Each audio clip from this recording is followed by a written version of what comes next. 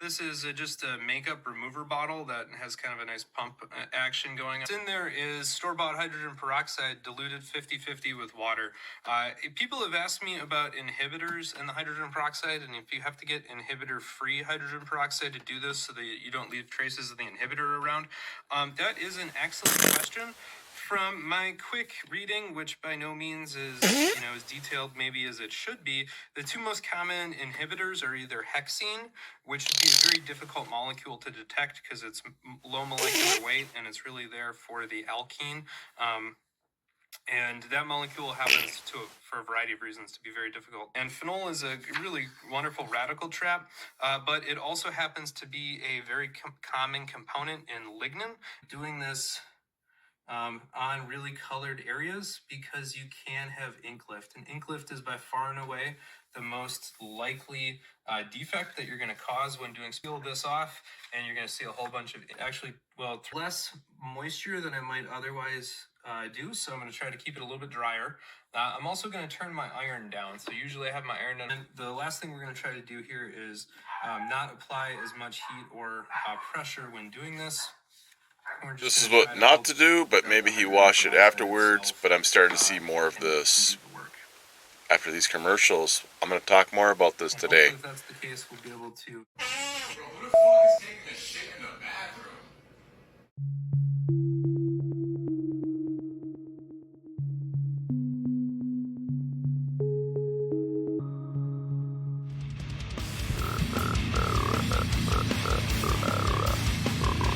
Hurrah! This is a unboxing, unpackaging. What's in the box? I bought this little girl to give you guys a demonstration and why. And then you probably sat there for a minute going, why did we watch that video? Now I'm going to show you why, what ifs, and not to do. Let's not do a bad what if you know what I mean. This book I need for my collection because you guys have noticed I have bought a long box, and I'll put a link up to here, and figured I'd just start collecting them all anyways.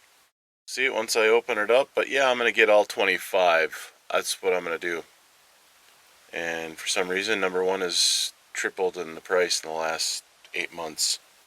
Well, for a very fine copy, I don't feel like spending $60 to $80. A near mint's running about $80 to $100. So I got this girl for I think around $30. I'm very aware that I have a book with tide marks. Well, they call it water stains. But this has got some waviness to it. I don't remember if I asked him anything. I don't think he replied anyways.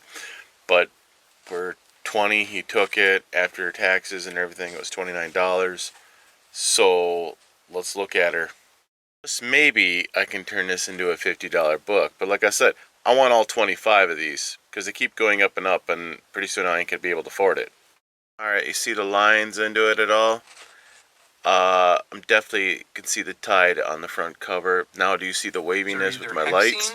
Which would be a very difficult molecule to detect.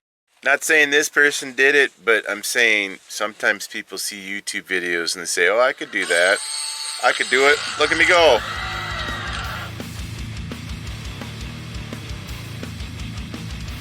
So salpicule matter will eventually degreasing. It will be degreasing, and it will dissolve or so and smear into the ink, but also in the paper fiber.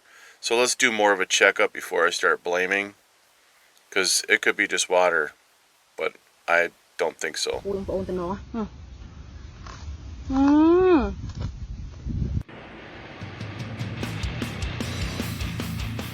Yes, hydrogen peroxide can cause tide marks, which is a comparison to like bleach and stuff, and it will cause blotching surfaces, making the paper fibers raggedy, all that. See, there's more rippleness going on here. This paper is stiff on the lower part of it. It's burnt from the chemicals. They use chemicals. Exact ordeal with the Venom Lethal Protector number 4. I'll put a link up here on the top right. Check that out. Same thing through the whole entire book. I fixed it. Got a 9.6 on that one. Check out that video. When it concave, it's caused blistering. As the hydrogen peroxide, decomposes, it is released oxygen and gases. So yeah, that's why we're seeing the waviness in it. That own gas and air, which peroxide will do, it causes the fizzliness and damages the paper. It starts bubbling and blistering, and your paper fibers turn into little rug fibers, with hairs. And obviously we don't want that, because that would be a bad thing. Coloration and degradation is in the paper. It's got a little bit of tart to it, so we got to fix this, dude. It's big time. Far and away, the most likely defect that you're going to cause when doing spill Yeah, this off. no. What's the dangers of putting straight hexene on there like they've been doing? This is what happens. And it kind of pisses me off, because now look at that. It's so many different shades. Yeah, it's not good, because this book would probably get graded and they'll probably get a purple label. Yep. A lot of moisture, or a bath or something. A lot of moisture if you're going to use these chemicals. I'll tell you. Yeah, you need that. That's what you get. So anyways, applying the hexene directly like that is going to break down the paper itself too. It's going to completely bleach it. It's not good. I don't like that.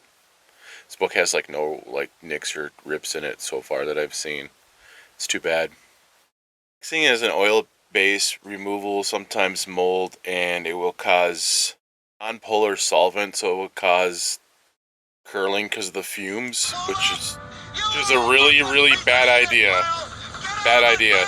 Straight on there like that. Anyways, tell me in the comments what we should do. 2 on each interior cover. Till then, keep it moist. Later. As now, quite a bit brighter. It does have that character.